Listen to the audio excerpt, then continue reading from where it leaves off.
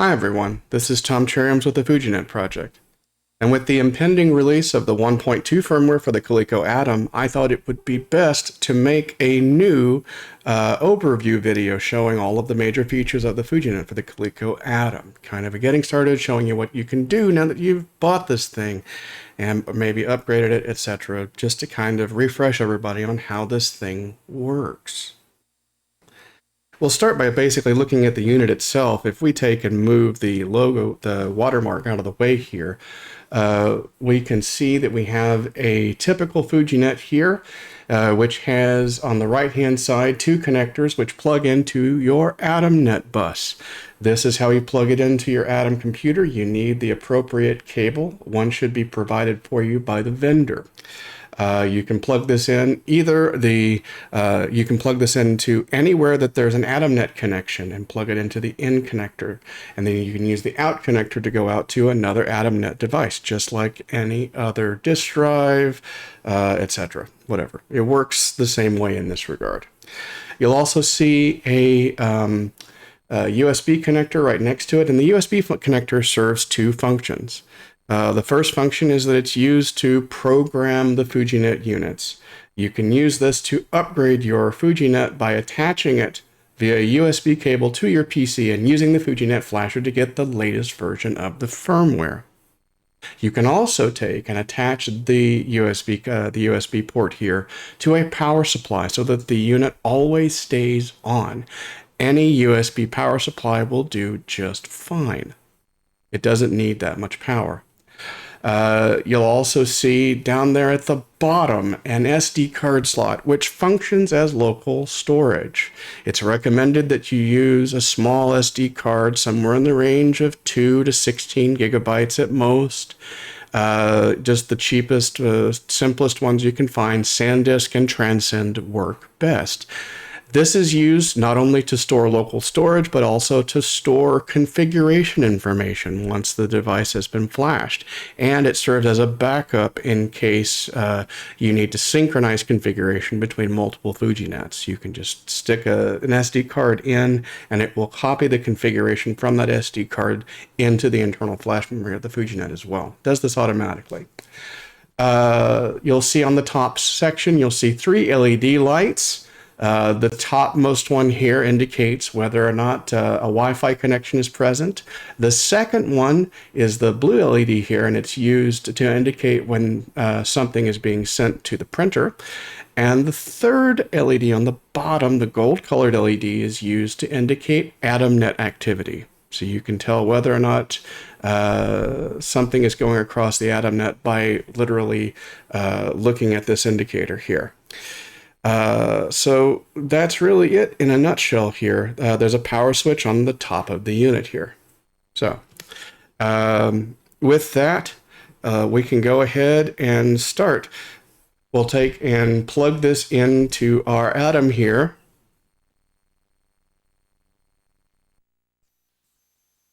And reset the system. And you'll start to see, once everything's connected up, you'll see the yellow light load, and it will load the configuration program into memory. Now, since it wasn't able to connect to a network here, the configuration program has gone into what's called network configuration mode. And all it's doing here is it's looking at all the Wi-Fi networks that are on your system here and giving you the opportunity to select one. If your network is not shown on screen, for example, if you have SSID broadcasting turned off, you can use Smart Key number 4 to explicitly specify an SSID name. You can also press Smart Key 5 to rescan, or if you're not going to use the Wi-Fi functions at all, you can hit function 6 to skip. So, with that, we'll take and select our network here, which is the first one on the list. And I'll enter in my password. And once we've done this, it will connect. And once it's connected, you will see the white LED light up, indicating the network is active, and we can start. Now, at this particular point, we can, for example, take an SD card, a micro SD card, and insert it into the SD card slot here.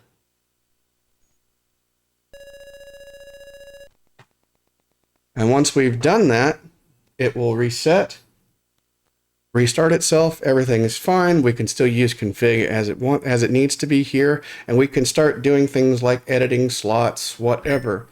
The first one we should set up as our SD card slot here. And that indicates our local file storage. Anything that's on the SD card slot, just a standard FAT32 formatted SD card, will work here, will show up in the directory.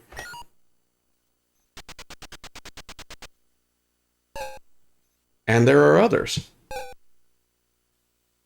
You'll see here that this particular card has had some configuration synchronized onto it. So now you see some bits and pieces and disk slots below. I'll take and hit the tab key and hit eject to get rid of them. But we'll add some more host slots here. For example, apps.IRATA.ONLINE is a good one here. And FujiNet.online and Diller.org and the Brewing Academy.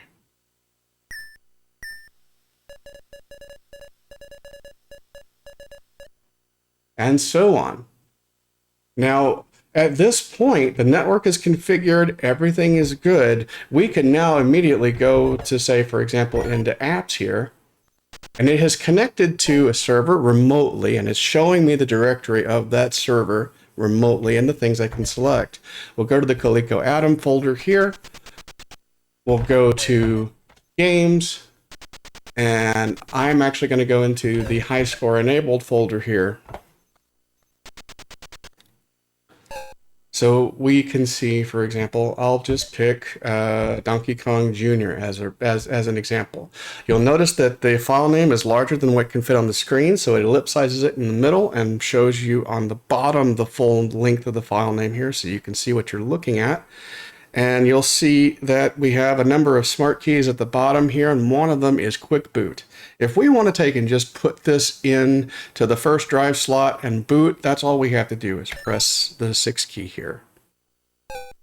At which point it takes, mounts it, boots it, and it is loading this game off of the network directly onto your system here. And the Adam is none the wiser.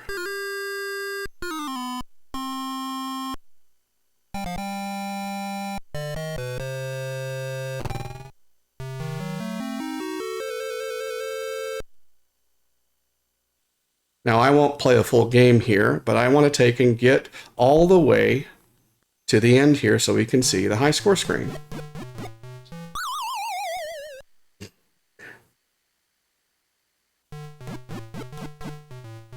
I will just pause while I do this.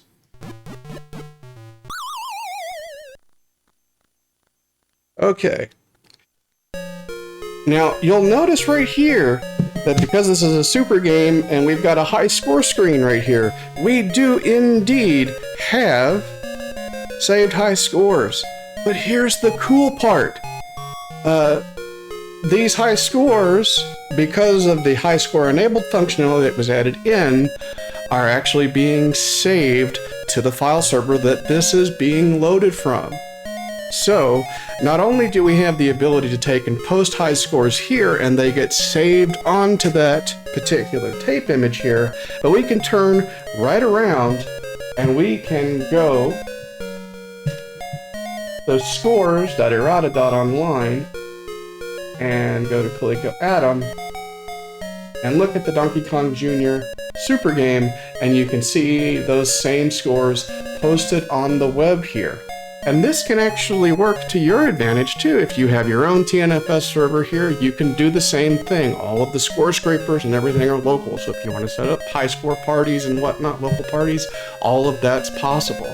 So this is high score enabled in a nutshell. It synchronizes it up, scrapes it out, and puts it all up on the web so you can see, and it updates in real time. So there we go. We've gone through the process of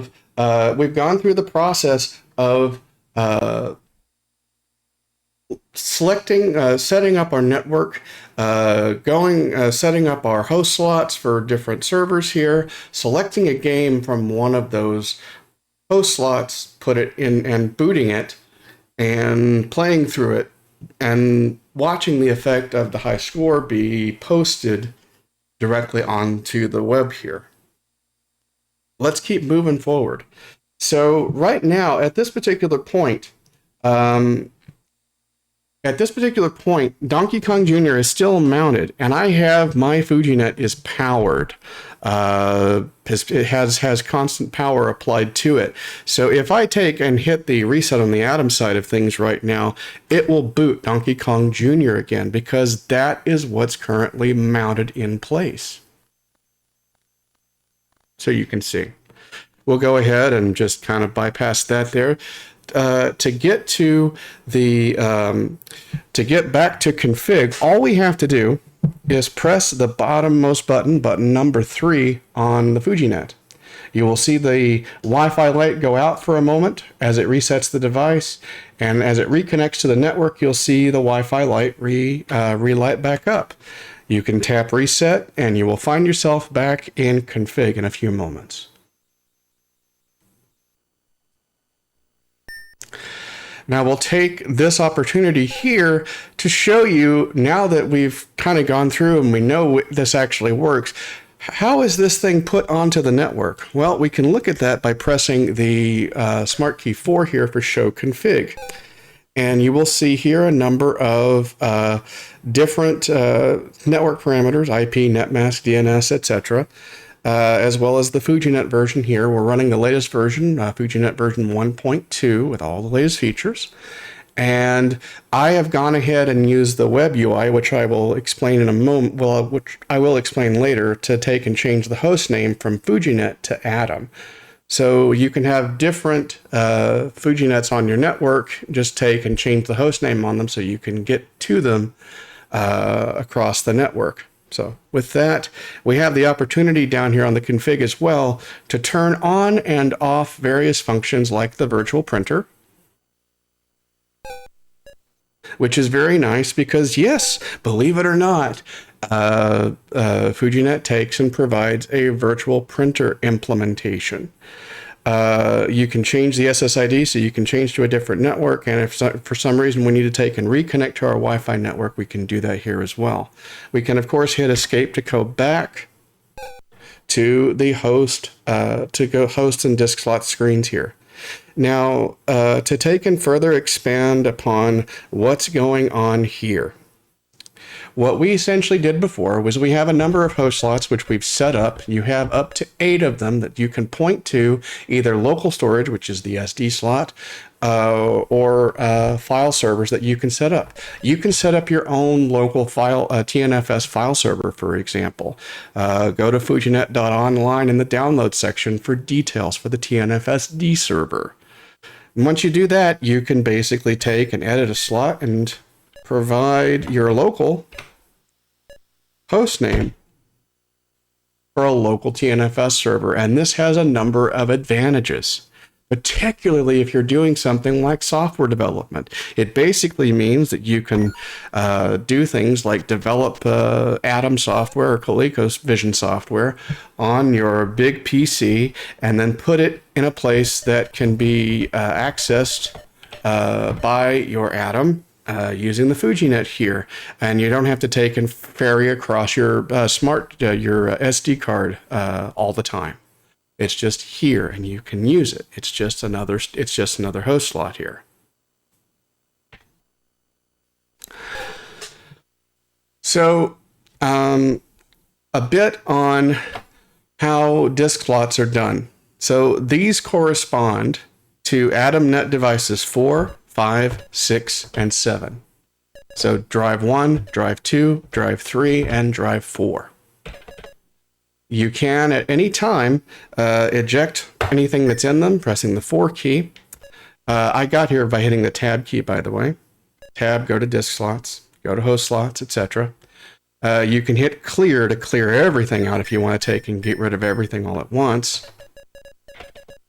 And you have the ability to take and turn on and off devices This is particularly important if you're using existing devices like disk drives and you don't want to conflict with those physical devices. So let's say I had a disk drive sitting on as drive 2. Well, I can go down here to drive 2. I can hit the 5 key, the on and off, and you'll see it switch on and off. Boom. So you can see the difference between what's on, what's off here, basically by empty or off. And once a particular device is off, the next time you reset, it won't show up, and it will be like the device isn't there unless somebody else answers to that device ID. So it's useful in that regard. We'll turn them all back on for now. So there we go. Make sure that this guy's on and off too. Okay. So selecting files. Currently, you go and select a host slot to go to look at files that are either in remote servers or on the SD card slot here. This is stuff that's sitting on my SD card slot. And you'll see just a whole set of different files. It distinguishes between disk media here and tape media via the icon that's on the left-hand side, as well as folders that you can go into. And the other piece here is that you have a filter option, so you can quickly take and quickly filter by wildcard to find things quickly in your directory here. And you'll notice that as filters are set, you will see them appear in the top right hand corner of the screen underneath the currently open host slot. To get rid of the filter, all we have to do is just go back to it and hit zap it out. Now, yeah, or not. Looks like there's a bug I need to pull. Let's see what happens if I pull out here. Okay, it gets reset. So that's something I need to take and clear. All right, no problem. Next version. Sorry about that, fellas.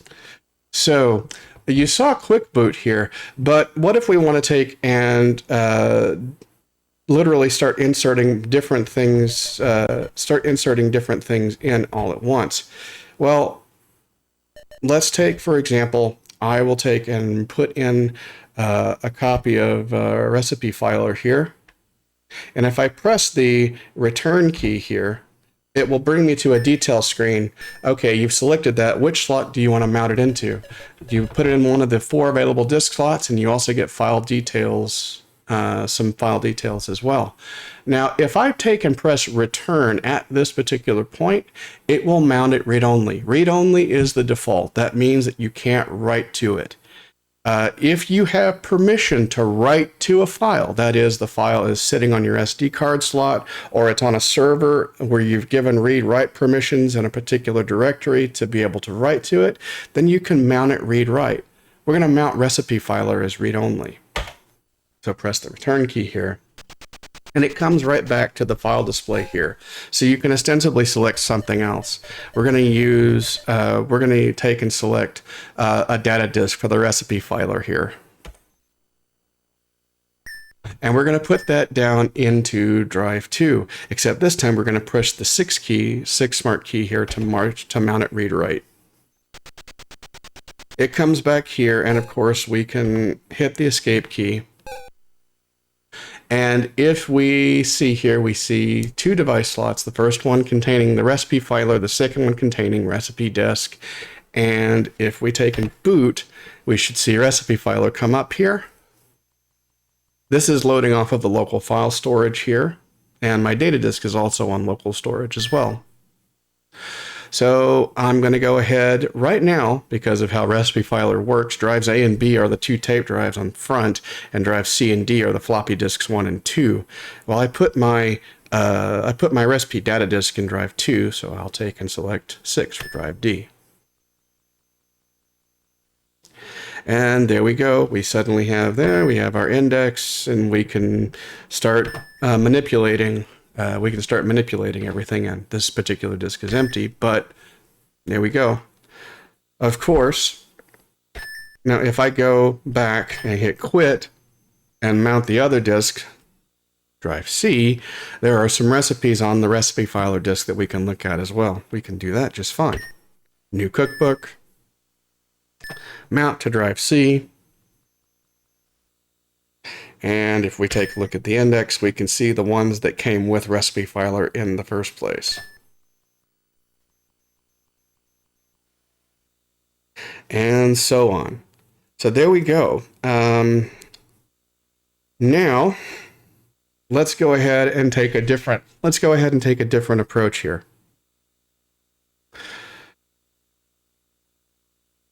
I'm going to take and press the reset on the FujiNet, and I'm going to boot into config.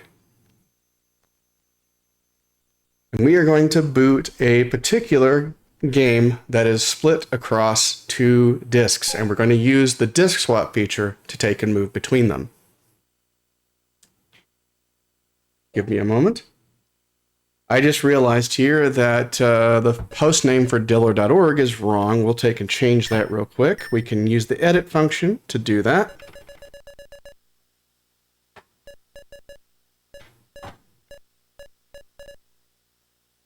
Oop. Caps lock is funny, isn't it?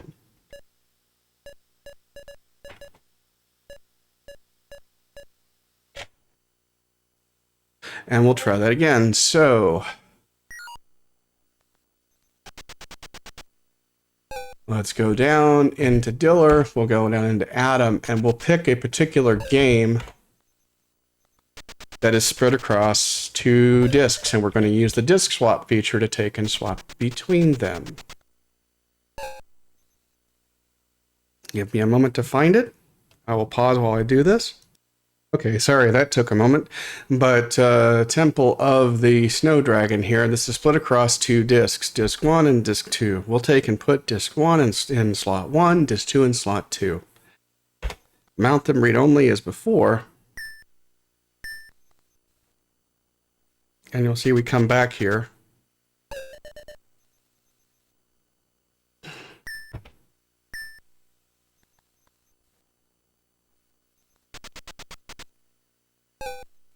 And if we escape, we will see the 2 disks here ready to go. And if we take and boot at this point, we will boot into the game.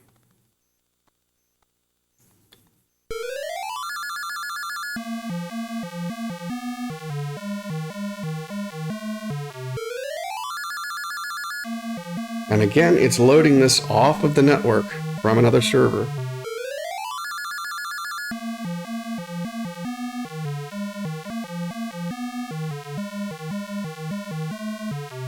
Go ahead and get past this.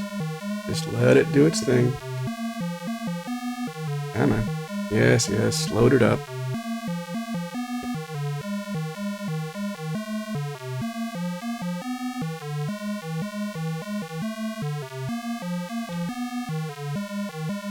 It's funny, it sits there and does a load, but then it waits for you to take and tap a key.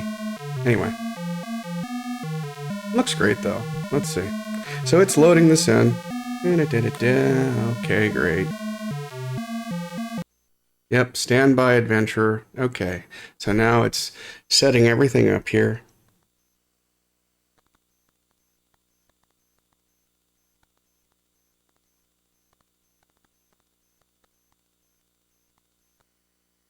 All right. It should ask me for disk 2 here in just a moment. Now, to insert the graphics disk. Now, for this, since we have the graphics disk, disk 2 in slot 2, all we have to do is swap them around. So we press the first button here, tap, and the AdamNet light will blink twice, indicating that disk 2 is now in slot 1, and it's now reversed. If we press return at this point, we get the option now at this point to take and figure out, okay, yes, I've got this big memory expander. Let's go ahead and load this game in. Sure, no problem. So this is all we really have to do. So if we have games that take up multiple slots, we can take and use the disk swap feature to swap up to 4 disks around in a circle. It basically goes counterclockwise. So the first disk becomes the last disk and vice versa. That's how that works. So with that, I think we can basically stop this and move on. We'll go ahead and tap reset on the FujiNet here and reset on the Atom to get back into config.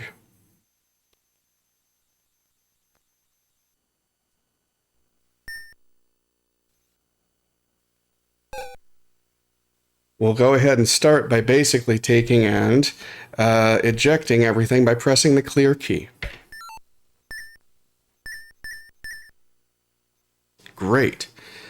So with that, now we can take and show off the virtual printer function here. And this is really great. It's a complete implementation of the Coleco Atom printer, so you don't have to lug that printer around anymore. Just use your external power supply, whatever.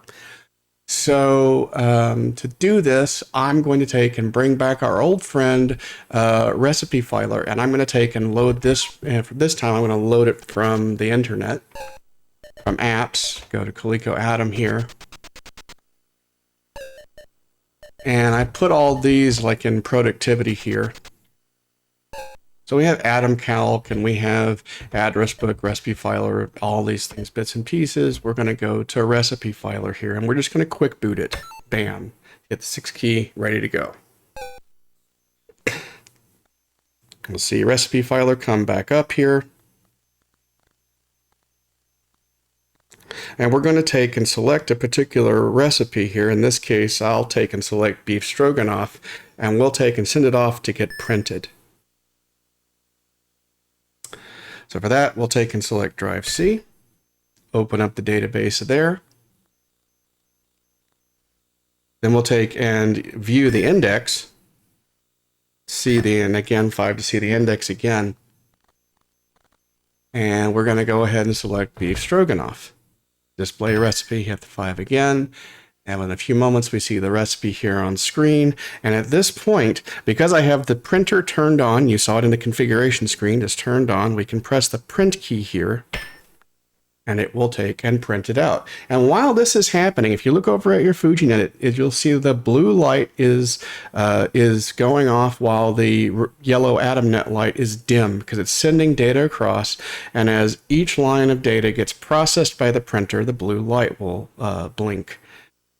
See, okay, it's asking us to print here, you see on screen, because it's done with that sheet. We'll go ahead and just tell it to print the next one.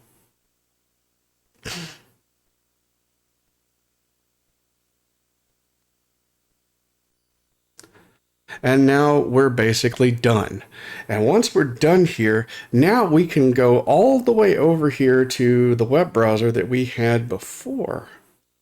And you'll see that we used it here for showing the high scores here. We can get rid of that off the back here. And if we go to a hostname called FujiNet, or if you've changed your host name here down at the bottom to that, we can see the FujiNet web UI here. And this is where you have access to all sorts of configuration options here. For example, if you want to be able to take and mount disks directly here, you can do so. You can literally do so right here.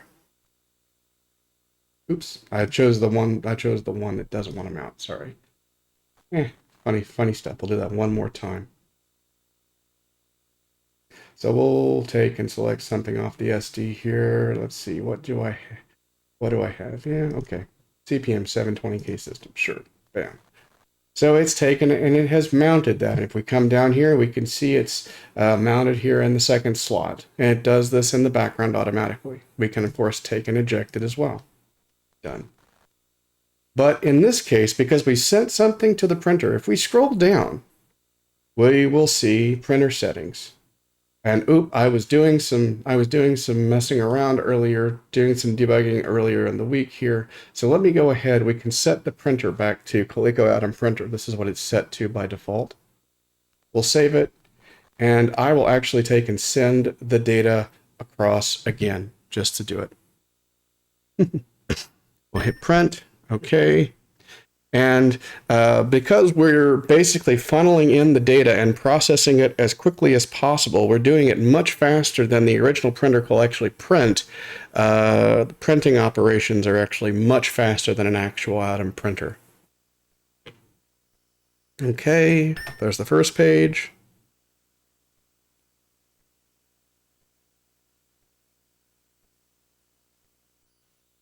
And there we go, we're done. Wait a few moments here, and if we come to download our printout, we'll see that we have a PDF that gets generated. And if we look at that PDF, look at that. It's beautiful, isn't it? That's our printed output in nice, in nice daisy wheel font here, Prestige Elite, looking great. Doing great. So there's your printer emulation, and it works everywhere that the Atom printer works, which means it works on all of the smart applications. It works in CP/M. It pretty much just works everywhere.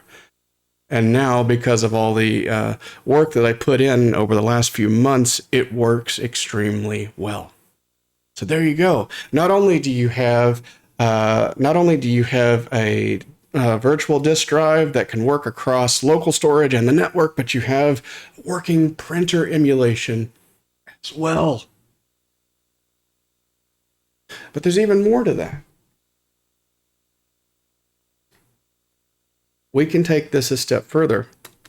Now, if some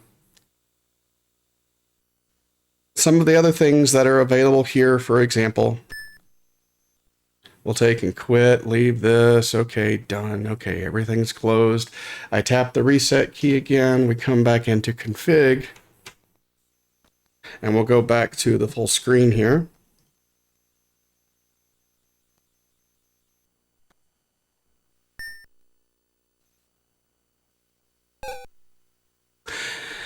And we'll go ahead and clear everything out. Press the clear key again. Tab to get back. And now we'll show that this basically also works under CP/M as well. And as part of this, what we'll actually do, we will mount a copy of CP/M, or actually, we'll mount a copy of CP/M that has the FujiNet tools, so you can see that you can manipulate them there too, and do things like create disk images and the like. So let's take, for example, and go into the CP/M folder. There's CP/M 2.2 with FujiNet. We'll go ahead and select that. We'll mount it read-only here, just because. And then we'll turn right back around. We'll hit escape because I'm going to go to the SD card slot.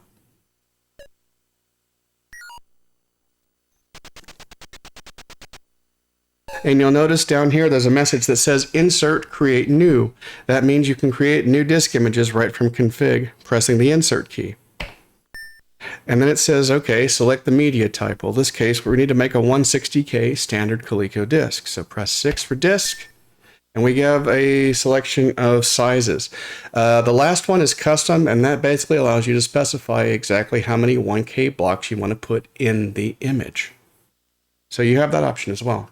We'll pick and select 2 for 160K. We'll give it a file name.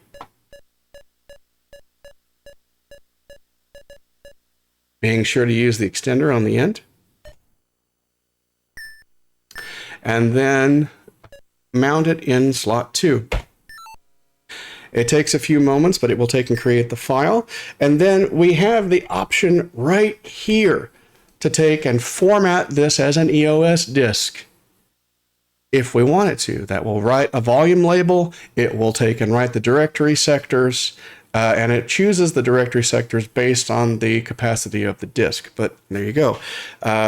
We don't want to write an EOS directory here because this disk is straight formatted. It's ready to use for CP/M, so we'll just say no. We can then turn right around and boot the result.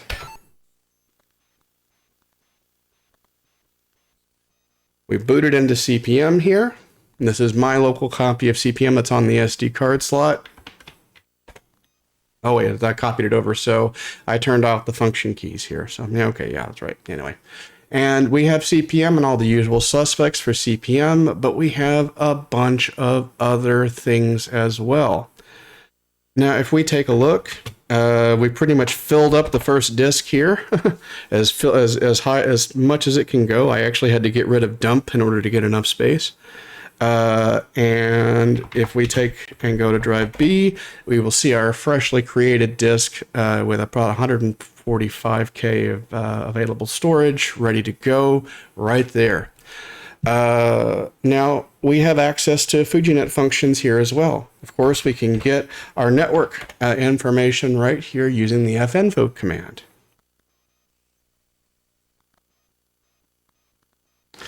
And we can look at the host slots that we currently have set up and the device slots that we have currently set up.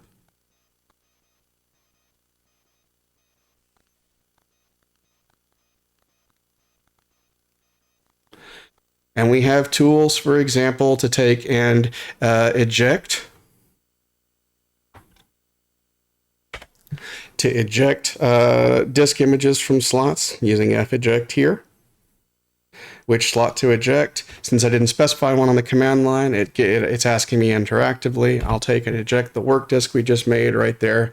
It's now out of slot, ready to go. But if we want to take and mount it back in, we can use the fmount command to do so.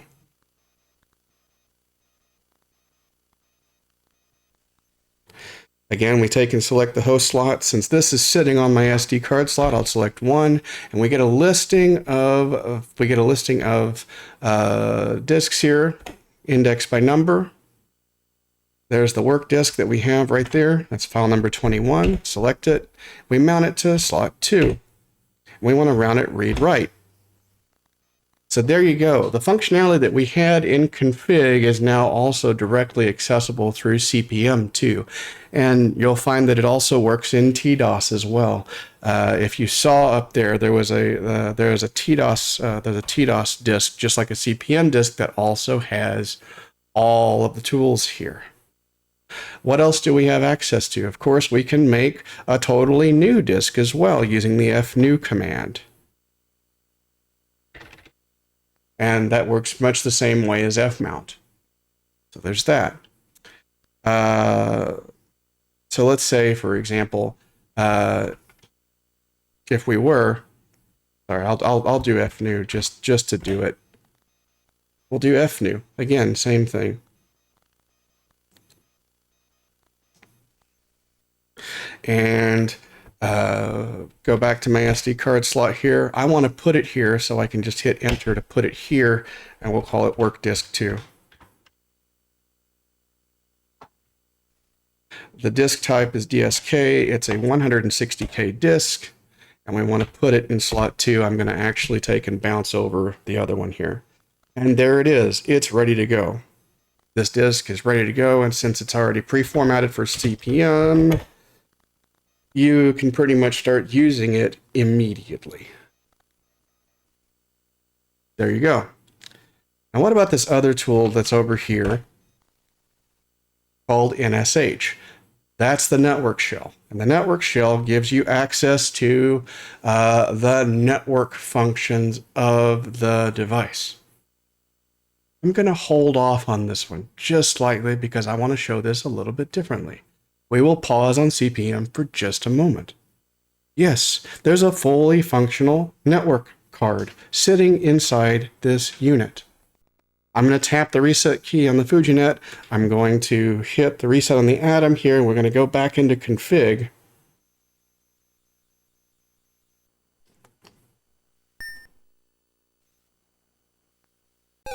And we're going to see that the work disk 2 that I just created off in CPM is sitting here in the disk slot here. So all that got updated. We'll take and clear this out for now. Okay. So let's go into apps and let's see some of the things that you can do across the network here. Of course, you have fully functional comms, so it functions much like a Wi-Fi modem. So you can use the Netcat tool here to take and connect to remote BBSs. We'll take and quick boot that real quick.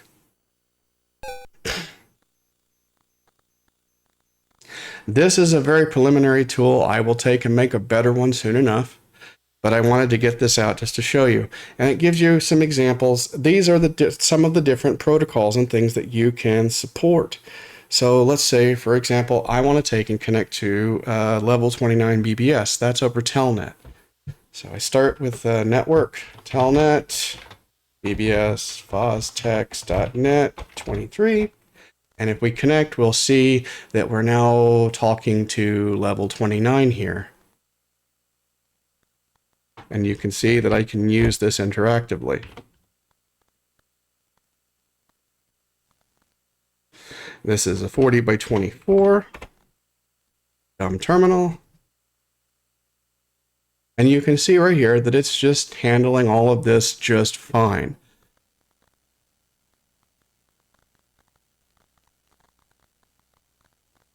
The 40-column version of this, terminal is a dumb terminal. The 64 and 80-column versions that you saw are VT100. So they're VT100 with anti-color. So you can go see anti-BBSs and the like. We'll go ahead and just log off.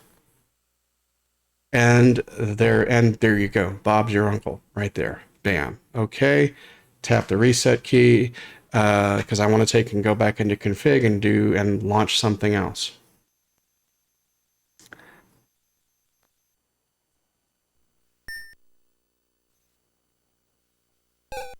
We'll come back into apps. We'll go back into the comms folder here. And there's also implementation of a Plato terminal called PLATOTERM with pre-configured destinations for IRATA.ONLINE and cyber1.org. This is a whole world unto itself, but it's a fully functional Plato terminal. And it's using the FujiNet to do all of its connectivity, the network adapter. We boot into this and it will automatically take and connect.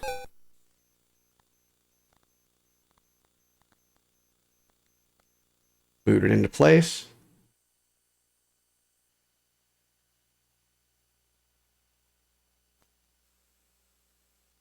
Connecting to host, connected, and it's simulating here a Plato terminal with 64 characters by 32 characters deep. And you can see it right here. Okay, great. We can, for example, you can go straight in using guest.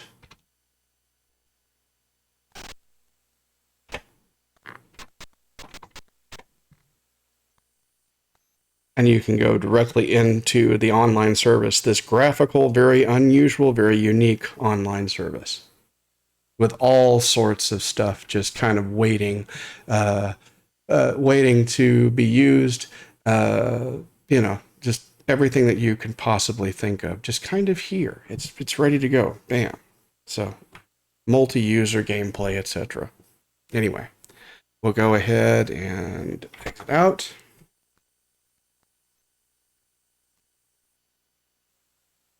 Okay, great.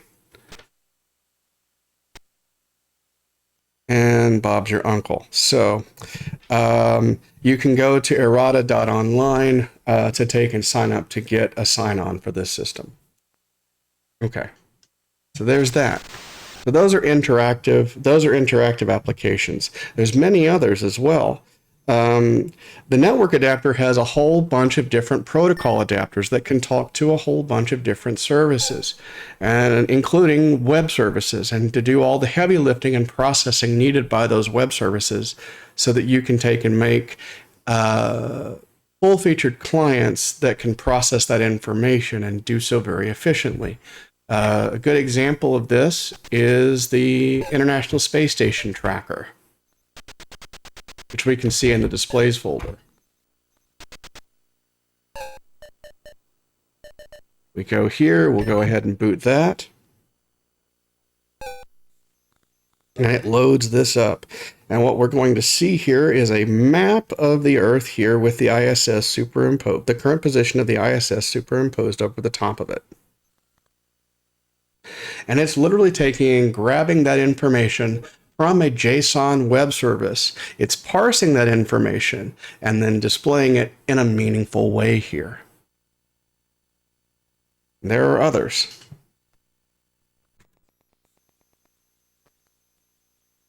We come back here.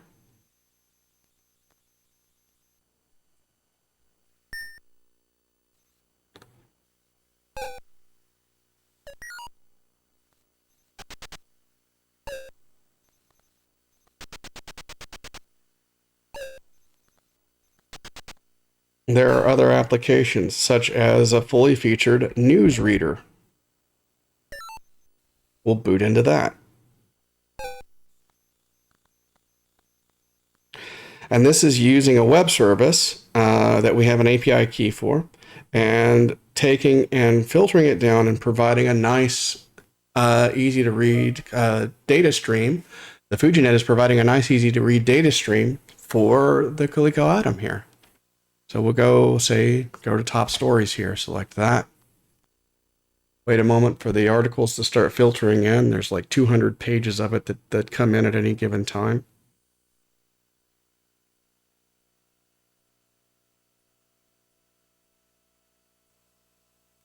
So we find something, or we can go back to categories to pick something else, previous, next page, etc. Select it using the return key, and then we get our article. Next page, etc. So we have a news reader here. So all that's just, these are example applications that we could put together and that you can put together as well. It's very easy to take and program the FujiNet to do these sorts of things.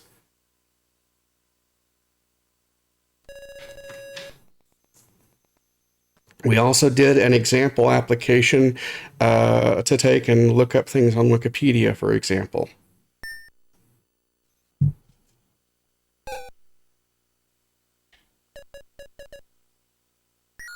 Again, apps, and in the applications folder, there's a Wikipedia application.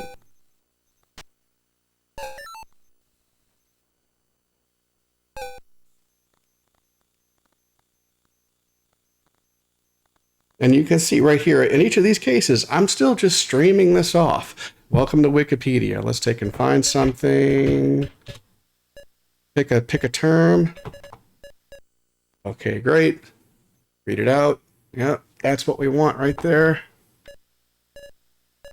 Article number, and go. And we can just filter through and do these sorts of things. But there are also a growing number of games that are available that can be played peer-to-peer or with the emergence of the FujiNet game lobby connecting together to play together. The FujiNet game lobby still hasn't made it over to the Atom yet. That will be happening soon, but I've done all of the infrastructure work in this firmware build to make it possible. So if we take, for example, come back to apps here, go into Coleco Atom, and we go into the games folder, we can see other games that have been made, such as Connect 4 for FujiNet, or a version of AdamCala that can be played between two players.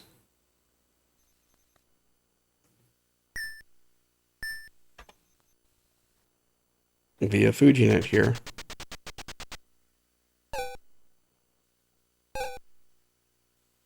Boot. Yeah.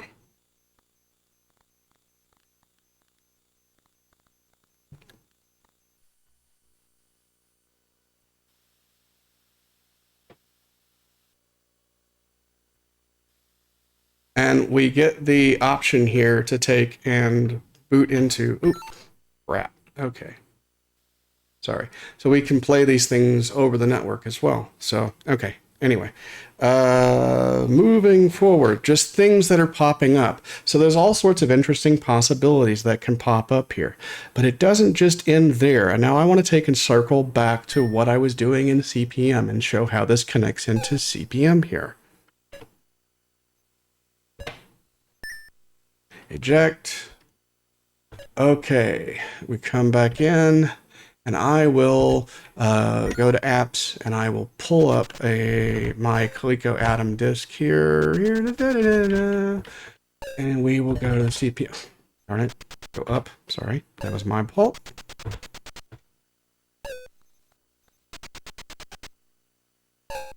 And we will go to. Actually, I'll show that this works with TDOS as well. Sure, why not?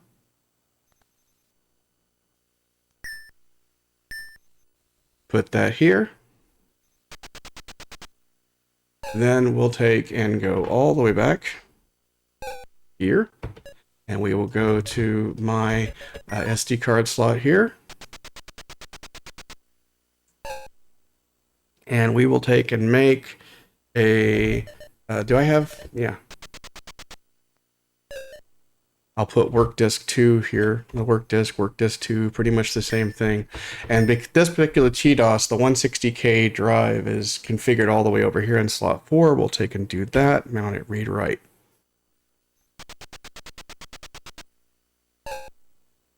Escape board.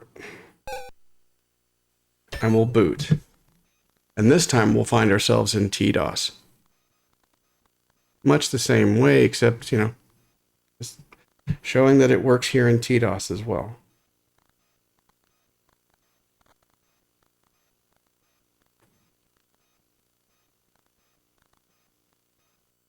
With TDOS, you have much the same tools that you had in CP/M, finfo, fmount, fnew, etc. But there's also one additional tool here specifically for TDOS, which can be used to set the current time and date for TDOS.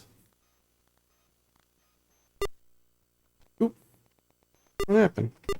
Missing block. Crap. Did I mess this particular disk up? I must have. Darn it. Okay. Try that one more time. Sorry about that, fellas. It looks like the disk image. I need to take and recopy the disk image back over to the file server. But basically, in addition to the utilities you saw before under CP/M, there's also FTD, which sets the current time and date for TDOS to the real-time clock on the FujiNet, which is synchronized over the internet. So there you go. Bam. But there's also this curious little tool. Let's go to drive D here, which is where I have that 160K disk. And we have this curious little tool called NSH, and this is the network shell. And the purpose of the network shell is basically so that you can do network-like things inside of CP/M here. And if we do a help, we can see the different commands that are actually available here. And some of these are very much file system-like commands for the end device.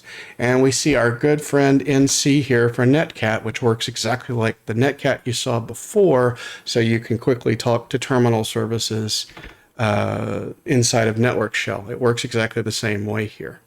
But what I'm actually going to do is I am actually going to take and pull down a particular piece of software off the web here just to do it, just because. We'll go to Retro Archive here. You'll see it here. And we're going to take and grab a copy of a programming language just to grab it, just because. And we're going to take and I'll take and grab a copy of just MBasic. I'm grabbing this because I don't have to unpack it or anything. This is just simple enough to grab. And we can see the URL down here at the bottom. If I take and use get here, we use the source URL. We begin it with : like we did with Netcat, except this time HTTP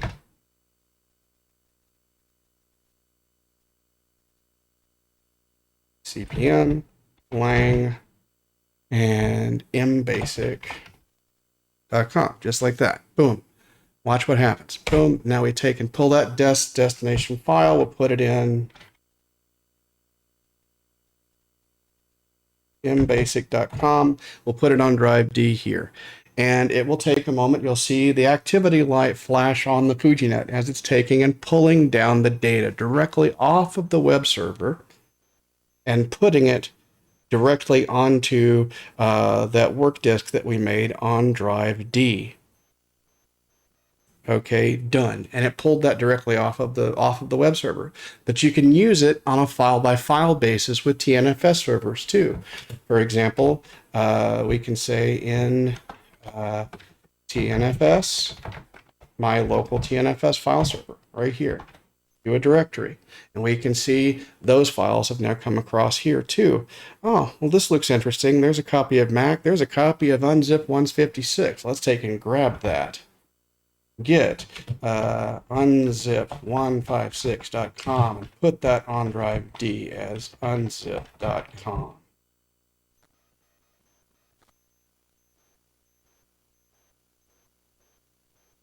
Okay, done, done, and done. Okay, so now that that's in place, we can, so you have access to do all of that. You can do things like make directories.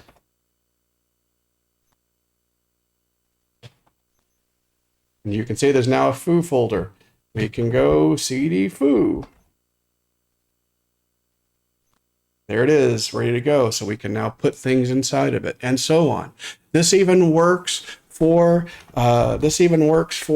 Windows file shares. So you can do things like, let's see. I'm going off script here, so give me just a moment. Again, always going off script. So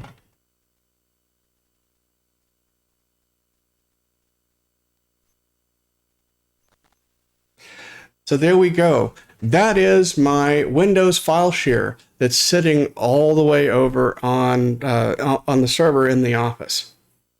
So I have direct access to that. If I need credentials, I can use the login command to take and provide those credentials, and so on, and so on, and so on. It gets more interesting the more you can go in. I mean, this even works over SSH and other things as well. So, it's just the flexibility just becomes more and more interesting the more you take and dig into it. Do I want to take and press my luck on this? Let's see. Login, username. I have. Okay, log in here, and then I can then take and do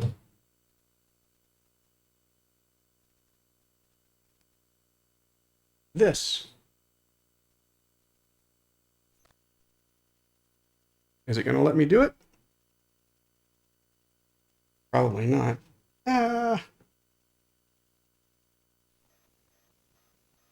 Too bad.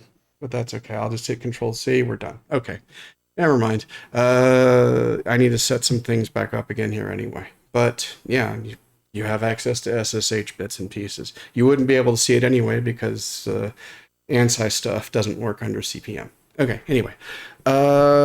So there's all of that. So you have this network shell, so you can bounce things back and forth, copy things on a file-by-file basis back and forth, in addition to the F utilities, which can take and do things on a disk image basis. So, I mean, there you go. A whole host of different capabilities, all at your fingertips, and all the stability that needed for this to actually take and work. And yeah, you'll find that the printer works here in CPM just as well. So I can go ahead and Control P, go into thing. Do it here. All right, never mind. Now we won't do it here. Anyway, yeah. Anyway, so there we go. This is where things have basically set at this particular moment in time with the latest revision of the firmware. We have right here, with this update, the FujiNet has made leaps and bounds in usability, and now I can take and focus even more on writing software and teaching others to take and write software to go with this, because it's very easy to do so. So with that, we'll go ahead and leave the video here. I appreciate all of you and your patience watching it this far, and I hope you've all enjoyed it. So until next time, guys, have fun.